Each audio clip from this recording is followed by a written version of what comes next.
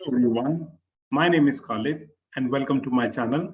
In this tutorial, I will share knowledge on what is the use of STEM and how is it different from STEAM.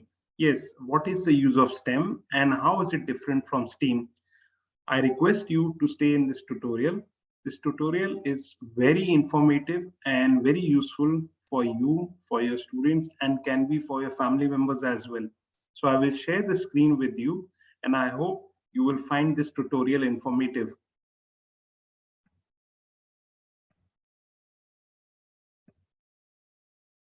So as you can see in the screen, the difference you can see STEAM, which stands for Science, Technology, Engineering, Arts, and Mathematics.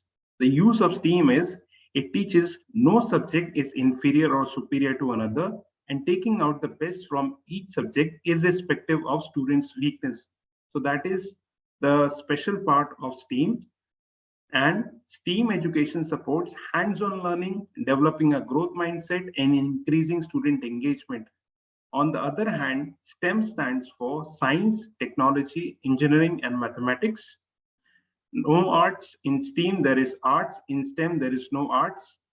Use of STEM is that the focus on hands-on learning with real-world applications, which helps to develop a variety of skill sets, including creativity and 21st century skills. And STEM supports sustainable solutions to real-life challenges, and it communicates global issues to the general public.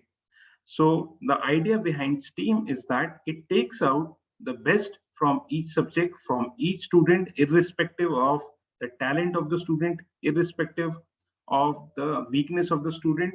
It focuses on taking out the best from each subject, from each student. And on the other hand, STEM focuses on solving 21st century problems, or maybe how to deal with the challenges of 21st century, like how to deal with sustainable development, how to deal with climate change. These are the issues which STEMs deal in. I hope you will find this tutorial informative. If you need more explanation, then please do revert back. Thank you for watching.